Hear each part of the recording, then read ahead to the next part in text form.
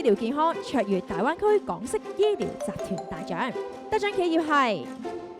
莊柏醫療。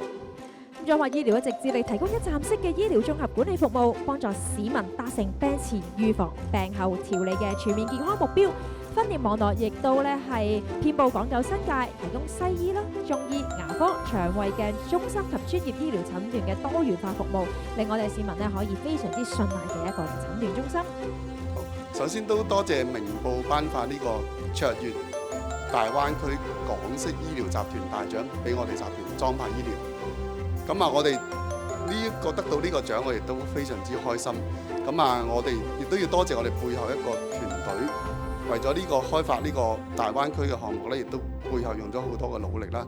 我哋喺2022年疫情嘅期間咧，就喺深圳建立第一個診所，就喺羅湖嗰邊嘅。當時疫情期間咧，我亦都為咗呢個開張同埋鋪設咧，都隔離咗3-4個禮拜嘅。都而家得到呢個成績，我都非常之開心。我哋而家嚟講喺深圳咧，已經有3間診所㗎啦，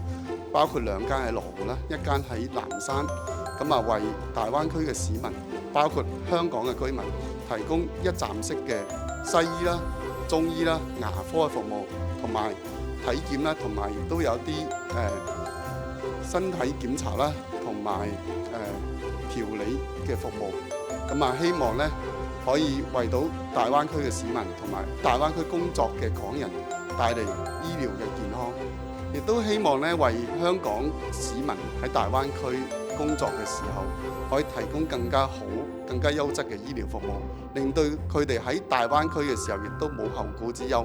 為我哋嘅醫療出一分力、盡一分貢獻。除咗頭先我講嘅中醫啦、西醫啦、牙科同埋體檢嘅項目之外咧，為咗響應國家嘅體重管理同埋健康年咧，我哋亦都特別推出咗一個體重管理嘅計劃。已經為